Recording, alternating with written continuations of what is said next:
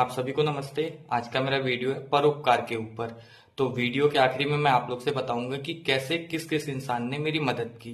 तो सबसे पहले वीडियो स्टार्ट करते हैं 17 जनवरी 2026 से लेके। मुझे जाना था बनारस एक एग्जाम देने। 18 जनवरी को मेरा पेपर था और उस दिन मौनी अमावस्या की नहान भी थी। तो इतना ज्यादा भीड़ था। वैसे मैं कहीं जाने का कोई प्लान नहीं करता हूँ, प्री प्लान कभी नहीं होता मेरा। रेंडमली मैं एट वंस कहीं अगर जाना होता है तो मैं डिसाइड कर लेता हूँ। और मेरा सौभाग्य देखिए कि मुझे 7 साल श्री अयोध्या धाम में पढ़ने को मौका मिला। और जब भी मेरा कोई एग्जाम रहता है तो मेरा ज्यादातर सेंटर क्या होता है कि बनारस में ही पड़ता है। और बच्चों को कहीं मैचेस कराने हो या खुद की हमारी ट्रेनिंग हो तो हमें घूमने का मौका मिल जाता है।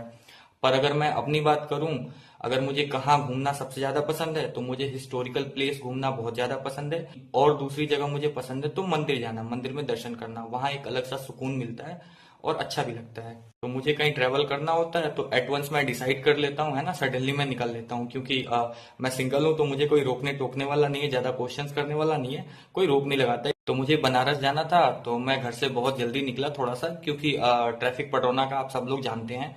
मुझे तिलक चौक से लेके छावनी जाने तक में मुझे 1.5 घंटे का समय लग गया। और मैंने वहां एक चीज नोटिस करा कि वहां जो भी ट्रैफिक कांस्टेबल हैं या फिर ट्रैफिक इंस्पेक्टर हैं, वो सब लोग बहुत ज्यादा परेशान हैं। हम लोग सोचते हैं कि पुलिस वाले करते क्या है।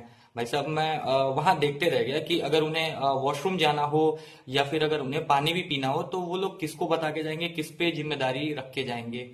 तो बहुत डिफिकल्ट ड्यूटी होती है उन लोगों की। और हम लोग सोचते हैं कि पुलिस वाले सभी एक जैसा होते हैं, ऐसा नहीं है, बहुत अच्छे लोग भी होते हैं। तो एनी हाउ मैं पटोना की ट्रैफिक से निजात पा के टाटा एस मैजिक से देवरिया स्टेशन पहुंच गया। और वहां पे इंटरसिटी ट्रेन लेट थी थोड़ी सी। मैं बिल्कुल टाइम पे पहुंचा, मेरे पास समय नहीं था कि मैं जाके टिकट ले पाऊं, सॉरी इंडियन रेलवे। बट मैं जैसे ही ट्रेन में चढ़ा, बहुत ज्यादा भीड़ थी ट्रेन में और पैर रखने तक का भी जगह नहीं था यहाँ से। तो मैंने एक टीटी सर से बात करा और वो बहुत पोलाइट वे में मैंने उनसे कहा कि सर ऐसी ऐसी बात है, मैं पेपर देने जा रहा हूँ और मुझे समय नहीं मिल पाया टिकट निकलवाने के लिए और यहाँ से भी टिकट लेने के लिए। तो वो मेरी बात को सुने समझे और मुझे वो एक केबिन होता है, एक छोटा सा केबिन होता है, अप्रेंटिस लोग वहाँ रहते हैं। तो वहाँ उन्होंने मुझे अलाउ करा कि वहाँ जाके मैं एटलीस्ट बैठ पाऊँ अच्छे से। वहाँ भी एक दो पुलिस वाले थे लोग, तो बहुत अच्छे से हमारी बॉन्डिंग हो गई वहाँ भी। एक तो ट्रेन में इतना ज्यादा भीड़ था और दूसरी ट्रेन लेट, ऊपर से हम लोग पहुंचे 1:30 बजे रात में बनारस। और बनारस स्टेशन का नजारा कुछ ऐसा था, आप लोग को दिखाता हूँ।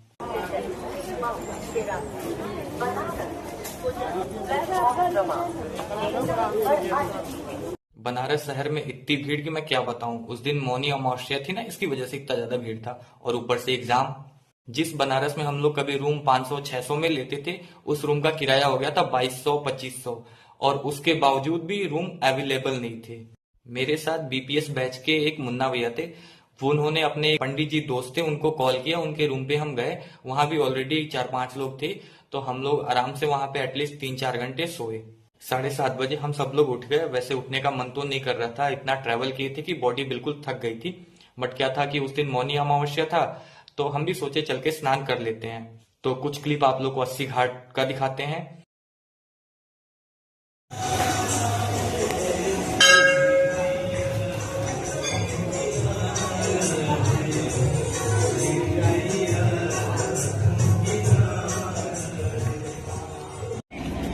भाई पैसा जी मारता है। वो जो बड़ी बीच में है वो वाली 3 फ्लोर का है महाराज। सब ऊपर पैसा दिया। हाँ ढेर पैसा नहीं क्या? 100 रुपया में आपको कितना घुमा रहे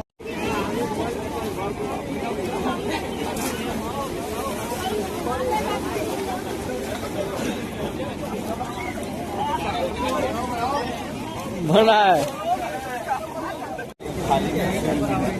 शुक्रिया, धन्यवाद। हरिए भैया कहाँ से हरिएगा। फिर हम लोग वहां से स्नान करके और भगवान जी का दर्शन करके अपने रूम पे आए, कपड़े चेंज किए और थोड़ा बहुत पढ़ाई करा। फिर हम लोग अपने सेंटर पे निकल गए। एग्जाम ओवर होने के बाद मैंने सोचा था कि 5 बजे वाली इंटरसिटी मिल जाएगी। बट क्या था कि इतना ट्रैफिक था बनारस में कि वो ट्रेन छूट गई। और फिर उसके बाद हमें वेट करना पड़ा, एक ट्रेन थी 7:30 बजे और वो लाके देवरिया में हमें छोड़ी 12:30 बजे के करीब में। और 12:30 बजे देवरिया में कोई गाड़ी मिल नहीं रही थी। मैं ओवर ब्रिज पे आके बैठा हुआ था, मैं वेट कर रहा था कि एटलीस्ट कोई गाड़ी मिल जाएगी। मैं इससे पहले भी रात में ट्रेवल किया हुआ हूँ देवरिया से, कभी ट्रक से, कभी बस से, कभी 4 व्हीलर से। और मुझे पसंद भी है रात में ट्रेवल करना। तो कुछ समय इधर उधर टहलने के बाद मुझे एक ट्रक आता हुआ मुझे दिखा।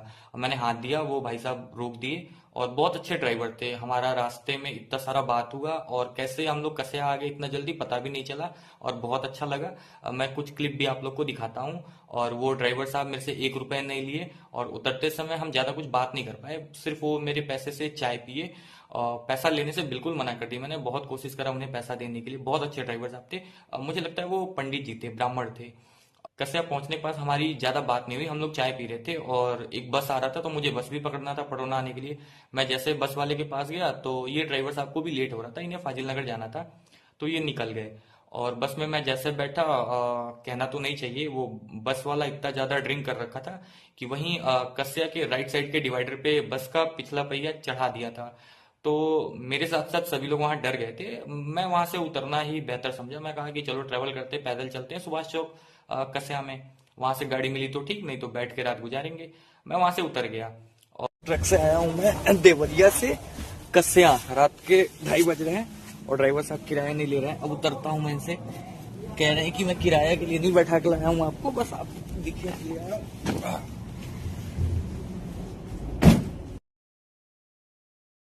रात के 2:27 हो रहे हैं, मैं कस्या में हूँ, बिल्कुल शांति। अभी कोई एक बस गया है देवरिया से कस्या। मुझे एक ड्राइवर साहब ने ड्रॉप किया है, ट्रक के ड्राइवर थे, बहुत अच्छे थे। उन्होंने 1 रुपया नहीं लिया मेरे से, बस चाय पिए हैं, मेरे पैसे से बस चाय पिए हैं। और अभी बिल्कुल सुनसान है लेकिन मजा भी आ रहा है ट्रैवल करने में। इस समय बिल्कुल शांति है और यही जब मैं सुबह आया होता तो इतना ट्रैफिक, इतना भीड़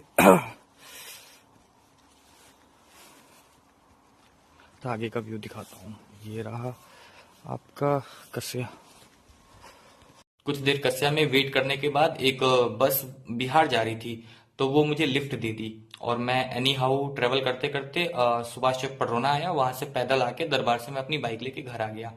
मैं इस वीडियो में परोपकार की बात इसलिए कर रहा हूँ क्योंकि आप जब भी किसी की मदद करेंगे निस्वार्थ मन से तो आपके मुश्किल घड़ी में कोई ना कोई आपकी हेल्प जरूर करेगा। और मैं इसलिए नहीं कह रहा हूँ कि मेरा इतने सारा हेल्प किए लोग, उस सिचुएशन में अगर आप रहते तो थोड़ा सा फील करते। मैं भी फील कर रहा था क्योंकि इतनी ठंड में रात में ट्रेवल करना, और मैं अगर सही बताऊं तो मुझे रात में ट्रेवल करना बहुत पसंद है क्योंकि मैं खुद ऐसा सोचता हूं कि दिन तो सारे लोगों के लिए होता है, हर इंसान के लिए होता है। मुझे रात में ट्रेवल करना बहुत पसंद है और ये मेरा फर्स्ट टाइम नहीं था। मैं बहुत बार रात में ट्रेवल किया हूँ, जब मैं हॉस्टल में था तब भी, जब मैं कॉलेज की स्टडी कर रहा था तब भी। क्योंकि रात में बहुत सुकून मिलता है, थोड़े पैसे ज्यादा लगते हैं बट क्या है कि सुकून मिलता है और आपका अगला दिन बच जाता है। और रात में ट्रेवल करने से ना बहुत अच्छा दिमाग काम करता है, सोचने की शक्ति जो होती है ना बहुत तेज काम करती है। और दिन में ट्रेवल करिए तो इतना गाड़ियों का आवाज, इतना शोर शराबा। वैसे दिन में ट्रेवल करना चाहिए, मैं ये नहीं कह रहा हूँ कि आप रात में ट्रेवल करिए, पर मुझे रात में ट्रेवल करना बहुत पसंद है। मैं सिर्फ बस से नहीं ट्रेवल करता हूँ, मैं ट्रक से भी ट्रेवल किया हूँ, 4 व्हीलर से भी ट्रेवल किया हूँ, कभी कभी बाइक का भी लिफ्ट ले लेता हूँ। और 3-4 किलोमीटर तो मैं उस दिन भी पैदल चला था, 4 किलोमीटर से ज्यादा पैदल चला था। मुझे बहुत पसंद है रात में ट्रेवल करना, मुझे बहुत अच्छा लगा। और मैं सुबह 4 बजे अपने घर आके सो गया और थोड़ा आराम करने के बाद मैं स्कूल में जाके अपनी ड्यूटी भी करी हाफ टाइम से। मुझे अच्छा लगा क्योंकि मेरा प्रैक्टिकल था नेक्स्ट डे तो मुझे बच्चों को प्रिपेयर करना था। तो आज के लिए बस इतना ही, नमस्ते।